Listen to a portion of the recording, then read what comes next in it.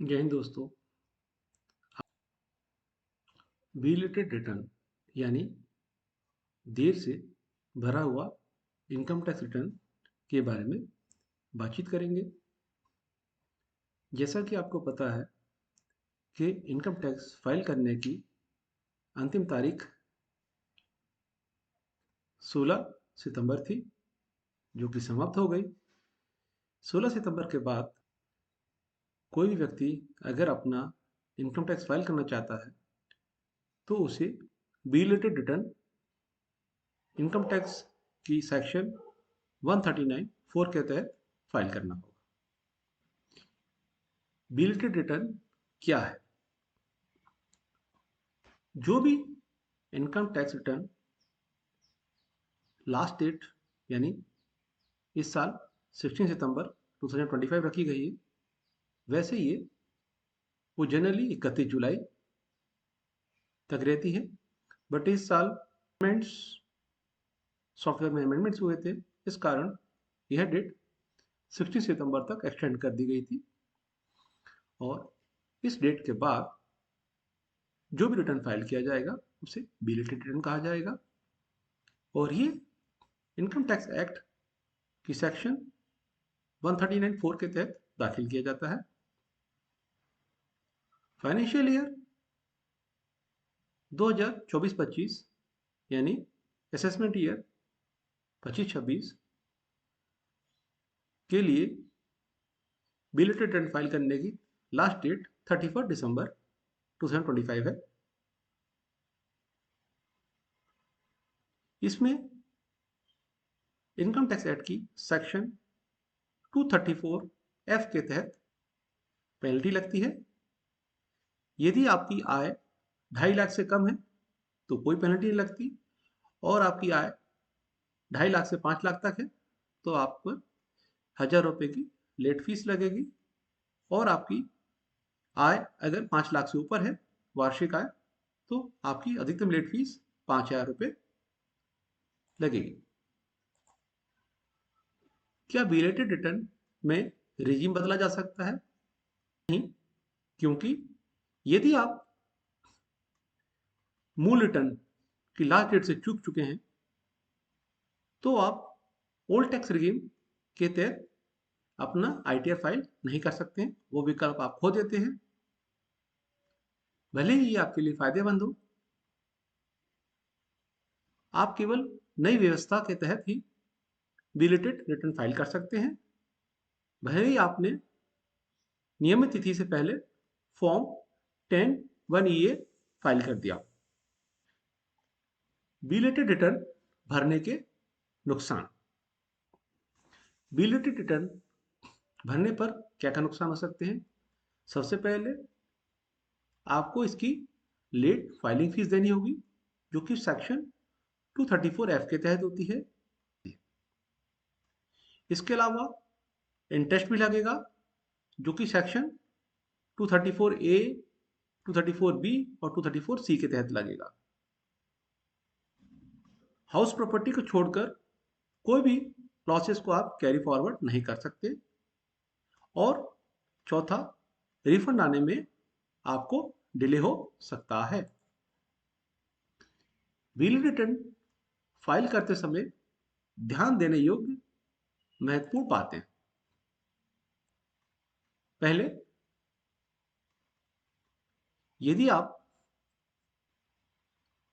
16 सितंबर तक अपना income tax file नहीं कर पाए हैं तो आपके पास अगर जेन्युइन रीजन है, स्ट्रॉन्ग रीजन है, तो रीजन बताते हुए आप इनकम टैक्स कमिश्नर या प्रिस्क्राइब अथॉरिटी को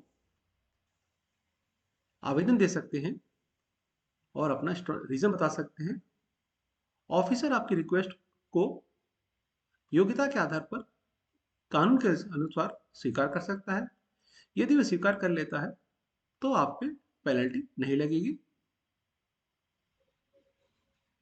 यदि आपने फाइनेंशियल ईयर 2024-25 के लिए टैक्स का भुगतान नहीं किया है तो आपको सेक्शन 234(a), 234(b) और 234(c) के तहत लागू टैक्सेस का भुगतान करना होगा।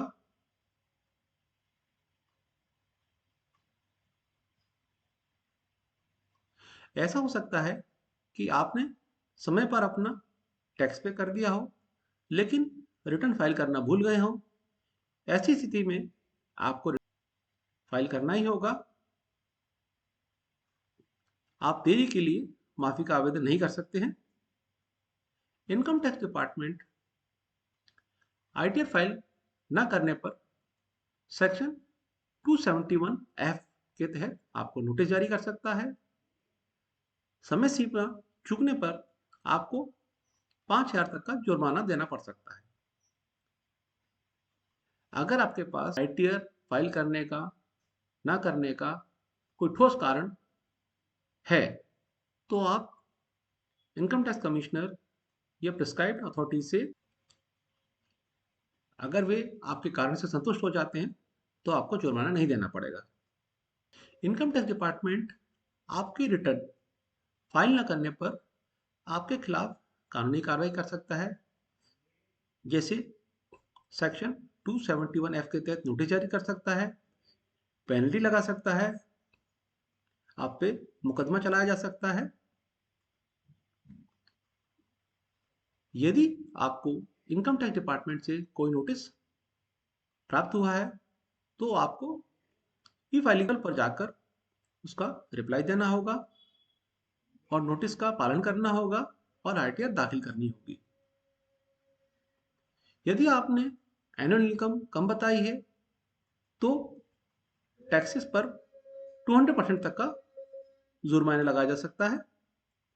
यदि टैक्स पेयर ने समय सीमा के बाद ब्याज सहित कर चुका दिया है, लेकिन अपनी आय कम बताई है, तो असेसिंग अफसर उसके जुर्माने को माफ कर सकता है।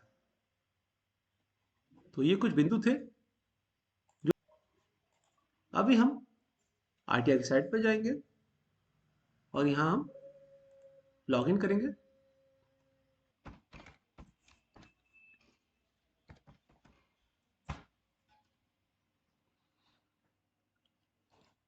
असेसमेंट ईयर सेलेक्ट करेंगे, current assessment year, online, then continue.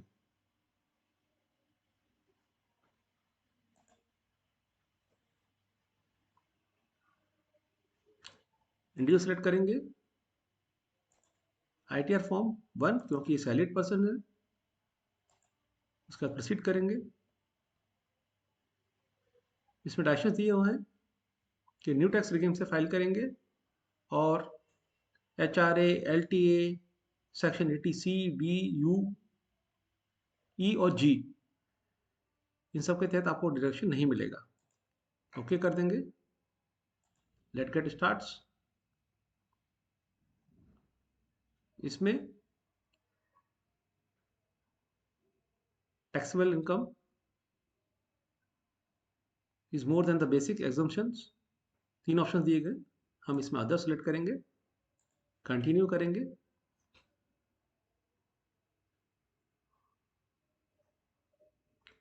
अब हम जो आईटीआर फाइल करेंगे, फॉर्म 16, 26AS और AIS तीनों को मैच करेंगे, तब जाके फाइलिंग शुरू करेंगे।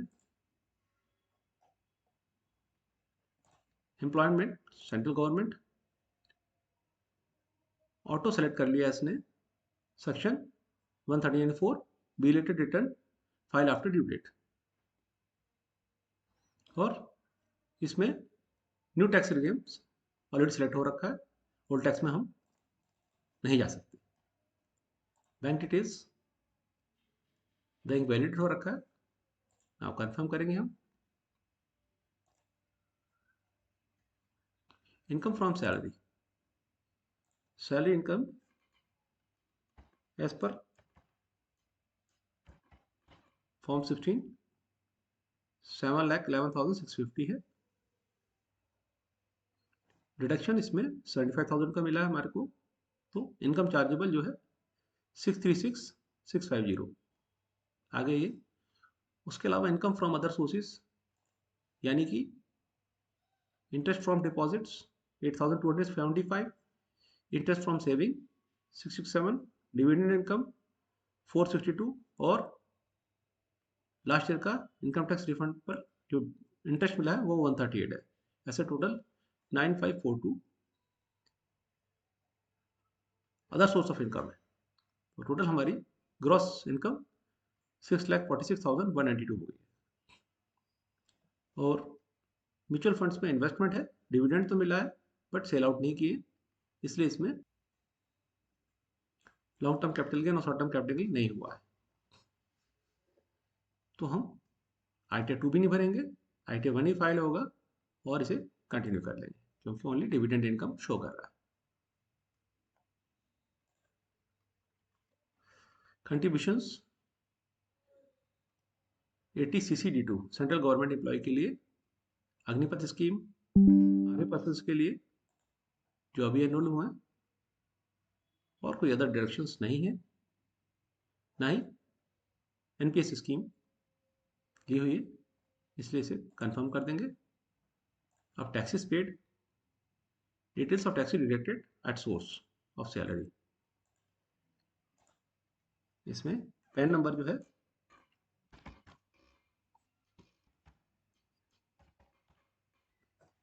स्टैंडर्ड डिडक्शन हटाने के बाद इनकम चार्जेबल ये आगे सेव कर लेंगे। कोई TDS नहीं है, अदर देन सैलरी नहीं है, TDS 3 भी नहीं है, एडवांस टैक्सेस भी नहीं है, कंफर्म कर देंगे। Computation of income, tax payable 17,310 है, 7 लाख तक जाता है तो 5% total income exceeding 3 lakh, 3 lakh से ऊपर जो जा रहा है उस पर 5% टैक्स लगेगा, यानी कि 70,309 रुपीज़ 50 पैसा। तो राउंड ऑफ में 17,310 रुपीज़ कर लिया है। पर रिबेट अंडर सेक्शन 87A के तहत इसमें रिबेट मिल रहा है जो कि करीब 25,000 का है। हेल्थ और एजुकेशन सेस नहीं लग रहा है क्योंकि रिबेट ही मिल गया है। बट अंडर सेक्शन 254F के तहत 5,000 लेट फीस लग रही है क्योंकि इनकी सैलरी 7,11,650 है जो कि 5 लाख से ऊपर है, तो वो इनको पे करना होगा। अभी हम कंफर्म कर देंगे। Proceed to verify, you need to make a payment of 5,000, तो 5,000 पेमेंट करना पड़ेगा। क्यों? क्योंकि ग्रॉस टोटल इनकम है 6,36,650, अदर सोर्सेज इनकम जो है 9,542 है, तो टोटल इनकम जो हो गई 6,46,192 हो गई। उसके अलावा डिडक्शंस कोई भी नहीं। Then tax payable on total income है 17,310, रिबेट 17,310 मिल रहा है, बट लेट फीस जो है अंडर सेक्शन 234F के तहत 5,000 पे करना पड़ेगा। 5,000 रुपीज़ का चालान जमा करना होगा। अमाउंट पेबल दिखा दिया, total tax paid 0, tax payable 5,000। इस पे नाउ करेंगे तो चालान जमा करना पड़ेगा। पे नाउ को हम सेलेक्ट करते हैं, कंटिन्यू करते हैं। नाउ इसमें आपका पैन नंबर आ गया, फाइनेंशियल ईयर आ गया, असेसमेंट ईयर आ गया, tax applicable other than companies 0 to 1, others में ये पे करना होगा 5,000। कंटिन्यू करेंगे तो ये पूछेगा आप किस गेटवे के थ्रू पे करना चाहते हैं, तो UPI के थ्रू पे करना चाहते हैं। SBI हमारा बैंक में खाता है, कंटिन्यू कर लेंगे। उसके बाद पेमेंट डिटेल दिखाएगा, assessment year, financial years, income tax other than companies 0 to 1, type of payment is self assessment taxes with in bracket 300। बस पे नाउ कर देंगे। टर्म्स एंड कंडीशन दे रखी है इसमें, एग्री कर लेंगे, सबमिट टू बैंक कर देंगे, UPI सिलेक्ट करेंगे, क्यूआर कोड, ये क्यूआर कोड आ गया, इसको स्कैन करके आप पेमेंट कर दीजिए, आपका चालान जनरेट हो जाएगा और आपका income tax.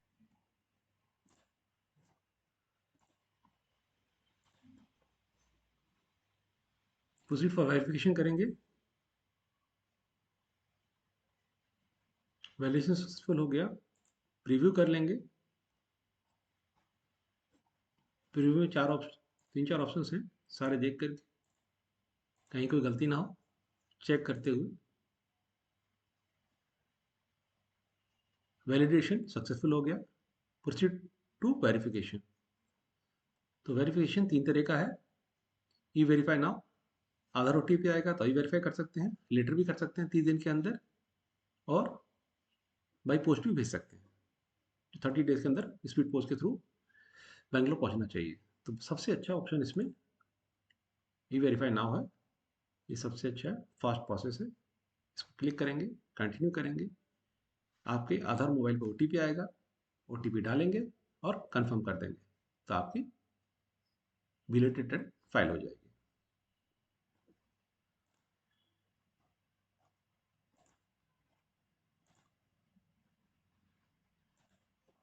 Through bank account भी ई वेरिफिकेशन कोड के थ्रू कर सकते हैं।